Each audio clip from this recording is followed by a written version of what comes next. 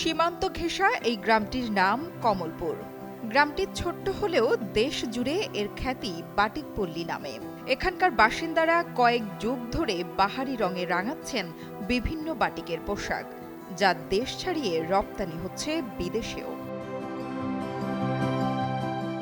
কুমিল্লার সদর উপজেলার জগন্নাথপুর ইউনিয়নের কমলপুর গ্রামের বাটিক পল্লীর কয়েকটি কারখানা ঘুরে দেখা গেছে ঈদুল ফিতরের আগে এই বাটিক পল্লীতে কর্মব্যস্ত সময় পার করছেন কারিগররা। সারা বছর চাহিদা থাকলেও ঈদ, বৈশাখ বা পূজা উৎসবে বাটিকের চাহিদা বেড়ে যায় কয়েক গুণ।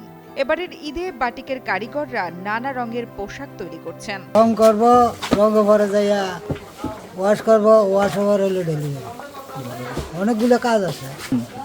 এখন মোটামুটি সিল্কের তো একটু চাহিদা ভালো, ঈদ কালেকশনে সিল্কটা একটু চলে ভালো। আমাদের কুমিল্লার বিখ্যাত মোমবাটিক। নরসিংদী ও নারায়ণগঞ্জের বিভিন্ন কারখানা থেকে সাদা কাপড় সংগ্রহ করা হয়, পরে ডাইংয়ে এনে রং তুলিতে আলপনার কাজ করা হয়। টেকসই রং ও মানের জন্য বাটিক কাপড়ের প্রতি ক্রেতাদের আস্থা ও চাহিদা বছরের পর বছর বৃদ্ধি পেয়েছে। আমরা এখানে ৪৫ জন শ্রমিক আছি। প্রথমে সাদা করছে, সাদার পরে এখন তুলি লাগাইছে, মাঠে নিয়ে তুলি লাগানোর পরে ডাটে দিচ্ছে, ডাটে দেওয়ানোর পরে আমরা কমপ্লিট রং করছি একটি গ্রিন রং করার পরে এগুলো গরম পানিতে ওয়াশ করবে, ওয়াশ করার পর রোদে শুকাবে, রোদে শুকানোর পরে কমপ্লিট করে মার্কেটে পাঠাবে। মনে করেন না ডেইলি না, 2 দিনে 4 থেকে 500, 950, 1000 এরকম। ওয়ালটন আবারও মিলিনিয়ার অফারে ওয়ালটন ফ্রিজ কিনে আপনিও হয়ে যেতে পারেন মিলিয়নিয়ার। মিলিনিয়ার ছড়াছড়ি দেশ জুড়ে, এটা শুধু ওয়ালটেনই পারে। এটা একটা বাটিক পল্লী, কুমিল্লার কমলপুর বাটিক পল্লী।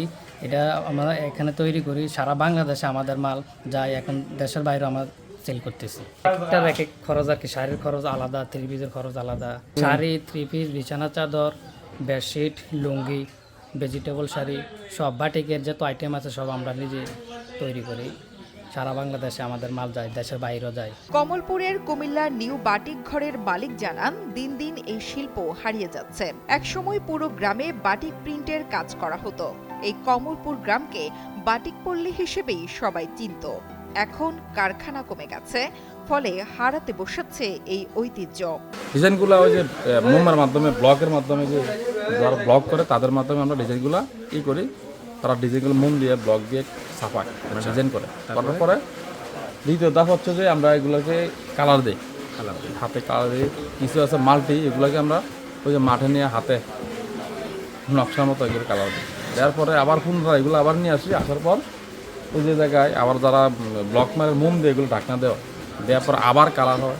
তারপর ওই যে বড় বড় টপ আছে, এগুলার আগুন জ্বালিয়ে দেওয়া, পানি উত্তরণে পানি দিয়ে এগুলো আমরা ওয়াশ করি। ওয়াশ করার পর এগুলো আবার মার দিয়ে মাঠে নিয়ে শুকায় বাস করে আয়রন করি। এরপরে ইয়েটা করে তারপরে 700 টাকা বিক্রি করি। টোটালে আমাদের খরচ হয় 680, 650 এরকম খরচ হয়। আমাদের প্রফিট সীমিত, একদম সীমিত, হাইস্ট 50 টাকা। জানা গেছে 1975 সালে লাল মিয়া মেম্বারের হাত ধরে এই কমলপুর গ্রামে বাটিক শিল্পের যাত্রা শুরু হয়। এরপর থেকে আস্তে আস্তে বাটিক শিল্প কুমিল্লার ঐতিহ্যে পরিণত হয়েছে। আগে তো অনেক ছিল, এখন কত 15 থেকে 20টা এরকম হচ্ছে।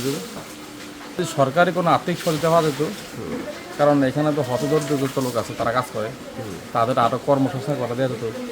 আমার না মনে করেন 40 থেকে 50 জন কাজ করে। যদি সরকারি কোনো সহযোগিতা আমরা পাইতাম, তাহলে মনে করেন 100-200 লোক আমি এখানে তাদের কর্মসংস্থান করে হতাম।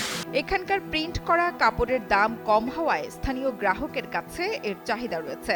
ভবিষ্যতে আরও উন্নতির মাধ্যমে কুমিল্লার বাটিক শিল্পকে বিশ্বব্যাপী একটি অনন্য স্থান নিশ্চিত করা সম্ভব, এমনটাই জানান কারখানার মালিকরা।